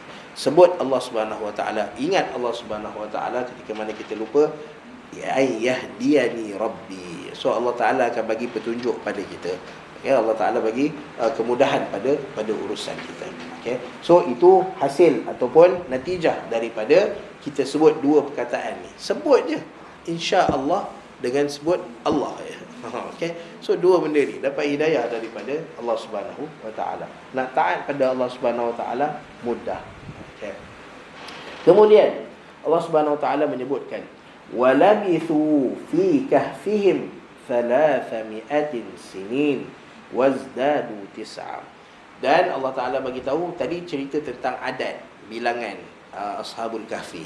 Lalu Allah Taala kata bilangan mereka Allah Taala sahaja yang tahu. Tetapi tempoh mereka duduk dalam gua tu boleh dihitung, boleh dikira oleh manusia. Sebab kita sebut sebelum ni kan, hatta zaman sekarang ni pun orang boleh kira, orang boleh tahu zaman mana yang yang Ashabul Kahfi ni ada. Dia hidup pada zaman kita panggil apa? Lima apa benda istilah dia, saya dah lupa dah. Ada 5 orang raja. Ada 5 orang raja pada zaman Trajan dipanggil. Trajan. Dalam zaman Trajan ni dia Rom, tapi Rom yang timur. Sebab Rom ni pada waktu tu zaman Trajan ni adalah zaman peralihan. Zaman sebelum perpecahan Rom kepada Rom Barat dengan Rom Timur. So Ashabul Kahfi ni dia duduk dekat fasa tu. Dia masa dia start tidur tu Rom tak pecah lagi. Tapi dia bangun, Rom dah berpecah kepada Rom Barat dan Rom Timur.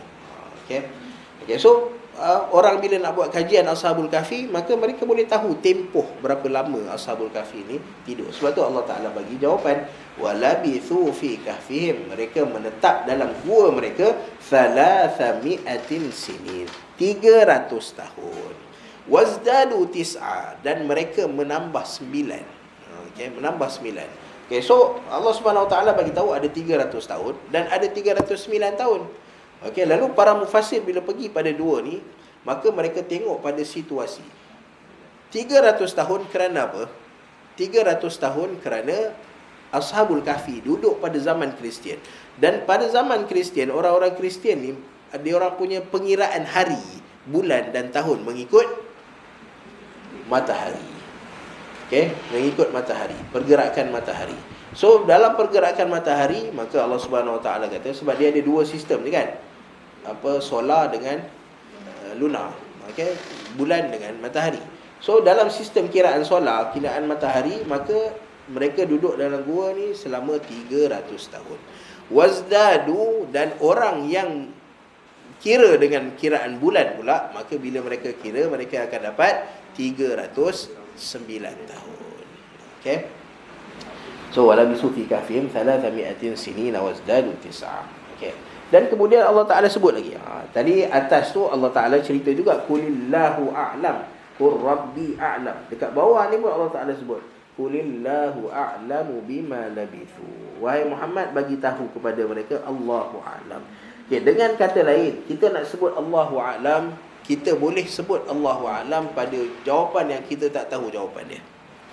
Ataupun kita boleh sebut juga Allahu a'lam pada jawapan yang kita dah tahu jawapan dia. Okay? Kita orang tanya soalan pada kita, kita tahu jawapan, kita pun bagi tahu jawapan. Akhir tu kita sebut wallahu a'lam. Okay, pun tak ada masalah. Okay? Yang pertama adalah kerana kita nak elak daripada berdusta atau atas nama Allah Ta'ala, ataupun bercerita tentang perkara gaib yang kita tak tahu. Okay?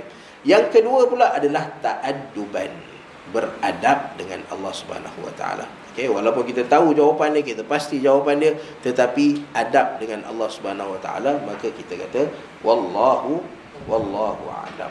Okay, qulillahu a'lamu bima labithu. Allah Subhanahu Wa Ta'ala yang lebih mengetahui berapa lama mereka duduk di dalam gua. Lahu ghaibus samawati wal ard, kerana perkara-perkara gaib yang di langit dan di bumi dalam pengetahuan Allah Subhanahu Wa Taala, ataupun milik Allah Taala. Lahu, lam dekat sini adalah lam tamlik ataupun lam ikhtisas. Maksudnya lahu, milik Allah Taala, perkara-perkara gaib di langit dan di bumi. Apa maksud dia? Maksudnya tidak ada mana-mana orang yang boleh tahu perkara gaib melainkan Allah Ta'ala. Gaib yang ada di langit dan di bumi melainkan Allah Subhanahu Wa Ta'ala. Maka siapa yang mendakwa dia tahu gaib, maka ia adalah dua. Satu, kekufuran pada Allah Ta'ala sebab dia mengingkari isi kandungan Al-Quran. Dan yang kedua, dia mensyirikkan Allah Subhanahu Wa Ta'ala. Okay, kerana menyamakan diri dia ataupun diri seseorang tu dengan Allah Subhanahu Wa Ta'ala. Sebab tu larangan Nabi SAW pada perkara-perkara yang boleh memberi isyarat bahawa ada yang mengetahui gaib selain Allah Subhanahu Wa Ta'ala. Okay, bila mana orang pergi jumpa bomoh. Okay, orang pergi jumpa bomoh untuk apa? Kalau untuk berubat, maka tidak ada masalah. Okay, berubat ni dia tak ada kaitan dengan benda gaib.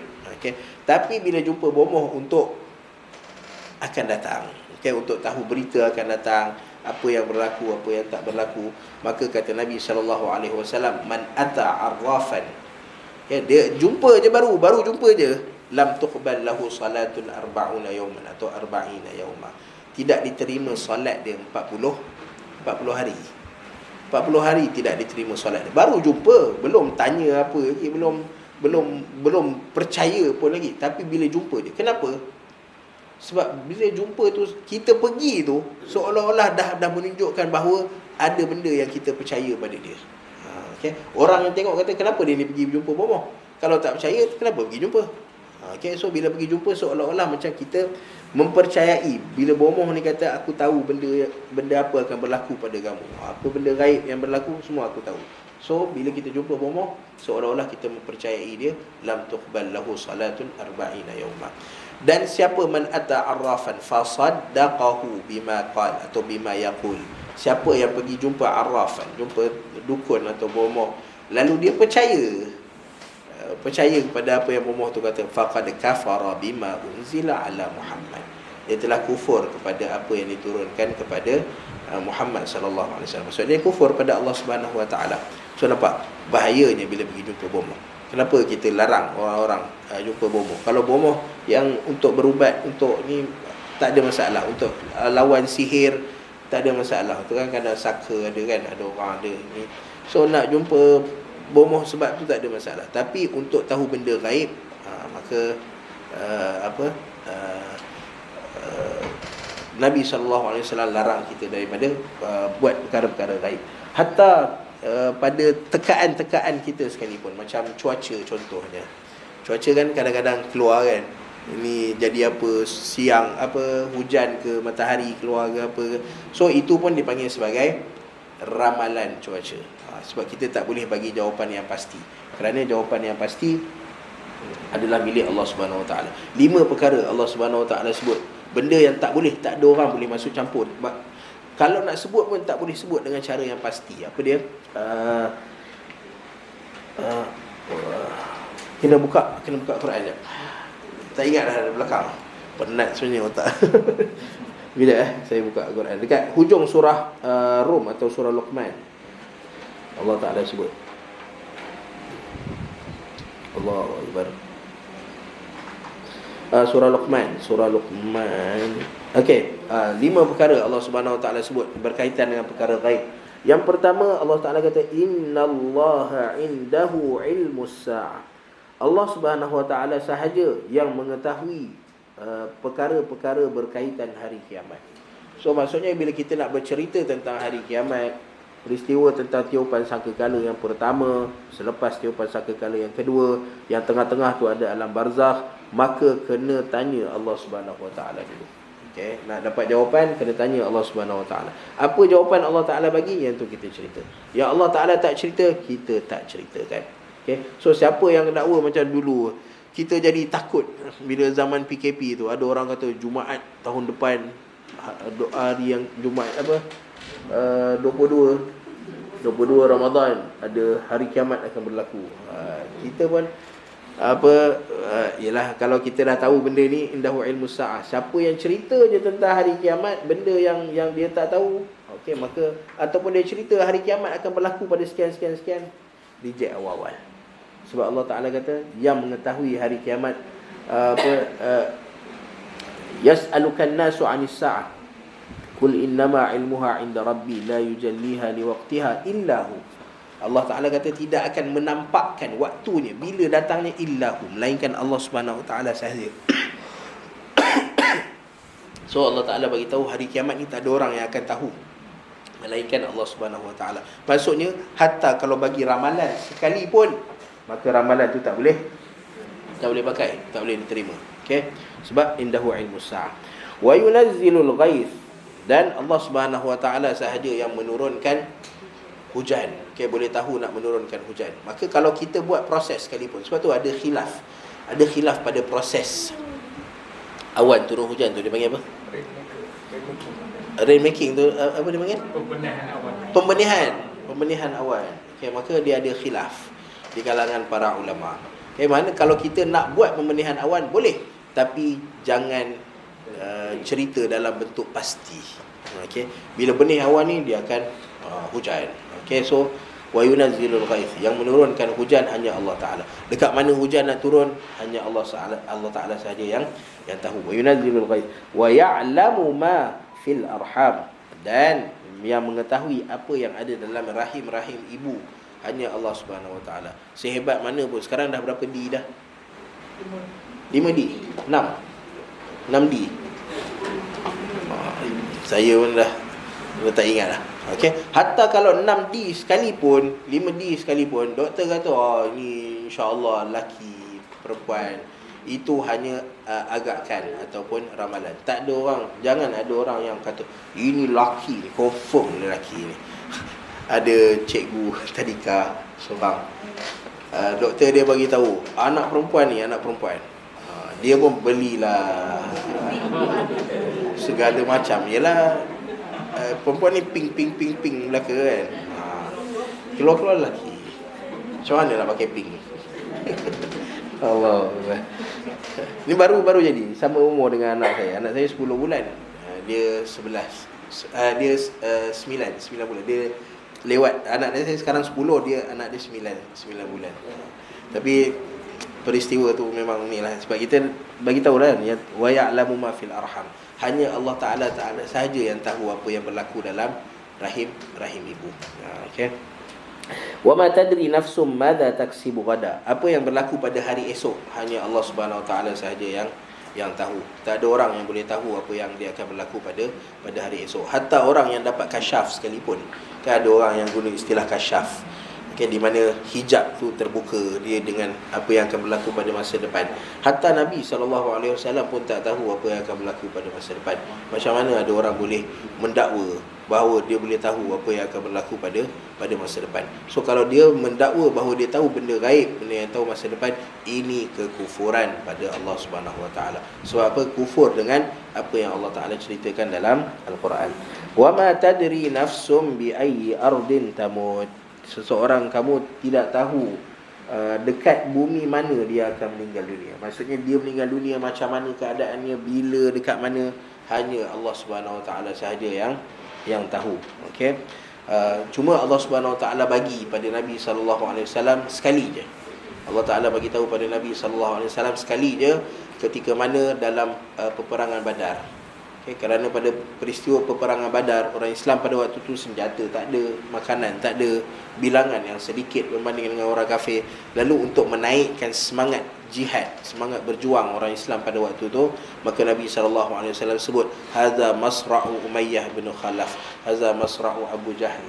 Okay, so Nabi SAW bagi tahu bahawa ini tempat matinya Abu Jahal, ini tempat matinya Umayyah bin Khalaf, ini tempat matinya sekian-sekian bin Fulan. Okay, sebab apa? Semangat orang Islam tahu Abu Jahal akan mati, tahu Umayyah bin Khalaf akan mati. So mereka akan semangat dalam berjihad di jalan Allah Ta'ala. Itulah satu-satunya waktu Allah Ta'ala buka hijab, bagi tahu dekat mana orang akan meninggal dunia. Kalau tak, 5 perkara ni, siapa yang mendakwa dia tahu benda ni, kufur pada Allah Subhanahu Wa Ta'ala. Okay? So lahu ghaibus samawati wal ard. Perkara-perkara gaib yang ada di langit dan di bumi hanya milik Allah Subhanahu Wa Ta'ala. Lalu Allah Ta'ala kata absir bihi wa asmi'. Okay, absir bihi wa asmi'. Walaupun maksud absir ni lihatlah, ataupun asmi' ni dengarlah, tapi istilah absir bihi ataupun asmi' bihi maksudnya kagumlah. Okay, asmi' bihi wa absir. So Allah Ta'ala guna perkataan asmi' bihi wa absir, nak kagum dengan Allah Subhanahu Wa Ta'ala, nak kagum dengan ciptaan-ciptaan Allah Ta'ala, nak kagum dengan peristiwa-peristiwa yang Allah Subhanahu Wa Ta'ala jadikan pada kita, maka gunalah pendengaran dan penglihatan kamu. Okay, absir bihi, kagumlah. Dengan penglihatan kamu, menjadikan kamu kagum pada peristiwa-peristiwa yang Allah Subhanahu Wa Ta'ala jadikan. Okay, dan benda-benda gaib yang Allah Subhanahu Wa Ta'ala, dan antara sebab Allah Ta'ala sebut absir bihi wa asmi', kerana benda-benda gaib yang Allah Subhanahu Wa Ta'ala jadikan, tugas kamu hanya mendengar dan kagum je dengan benda yang Allah Subhanahu Wa Ta'ala ceritakan. Okay, dalam perkara-perkara gaib tidak ada ruang untuk kita buat perbincangan. Okay, buat satu kelas perbincangan tentang perkara-perkara gaib. Tinggallah kelas tu. Tak ada perbincangan, sebab benda gaib satu hala sahaja, apa yang Allah Subhanahu Wa Ta'ala ceritakan pada kita. Absir bihi wa asmi'.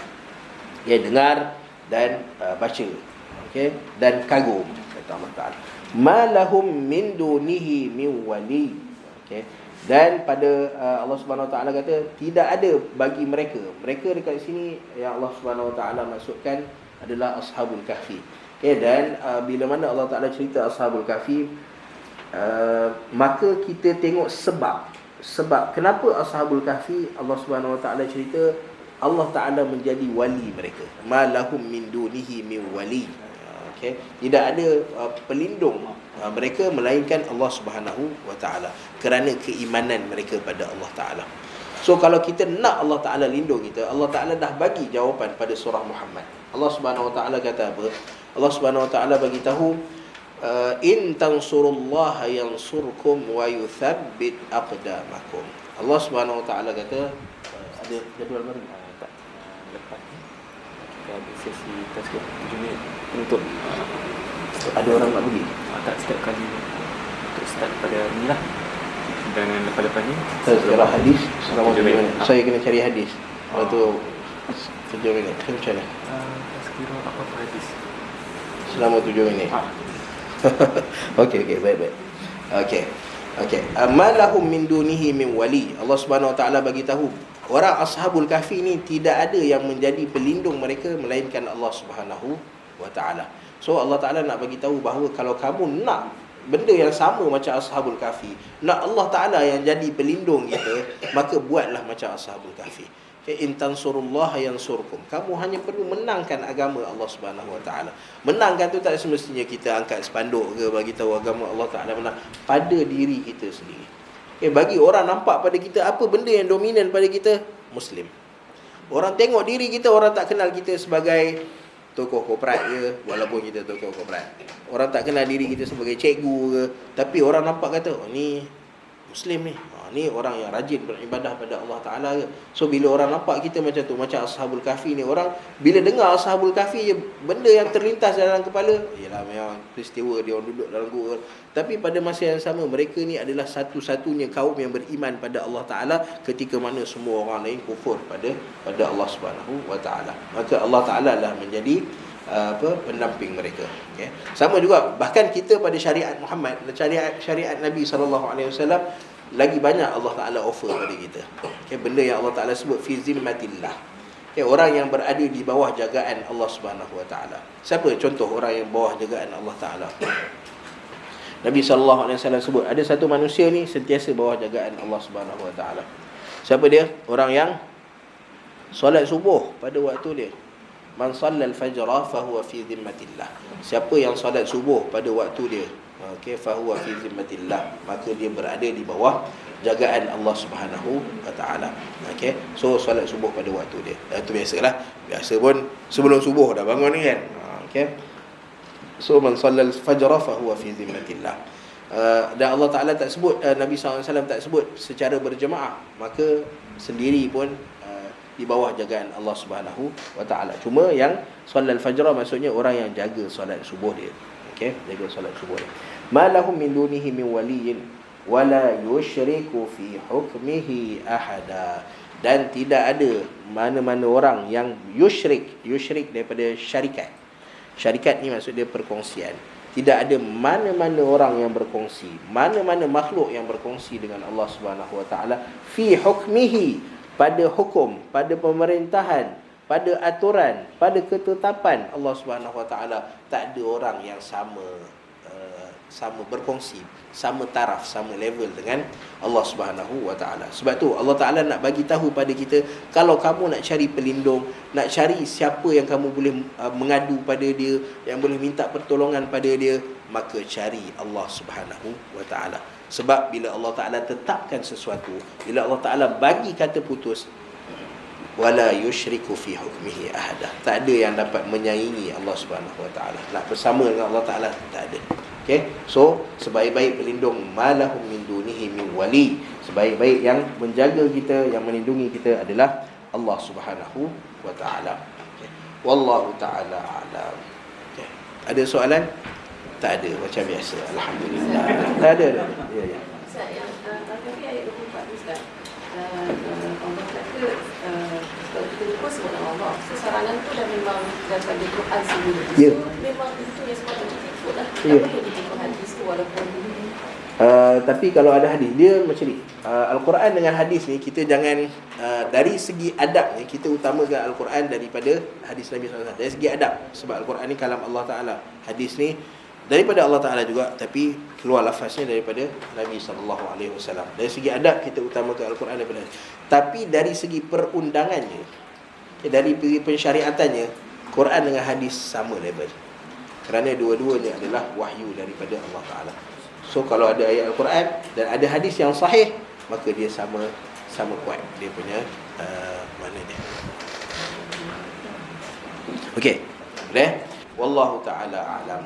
Okey, tak ada soalan Tak ada soalan, maka kita tangguhkan dulu perkongsian kita pada pagi ini. Apa yang baik itu daripada Allah Subhanahu Wa Taala, yang buruk itu daripada kekurangan dan kelemahan diri saya sendiri. Maka kita tangguhkan dulu perkongsian kita pada pagi ini dengan kafaratul majlis, tasbih kafar. Subhanakallahumma wa bihamdika, asyhadu an la ilaha illa anta, astaghfiruka wa atubu ilaik. Wa sallallahu ala nabiyyina Muhammad wa ala alihi wa ashabihi ajma'in. Walhamdulillahi Rabbil Alamin. Kita jumpa lagi insya-Allah pada minggu hadapan. Assalamualaikum warahmatullahi wabarakatuh.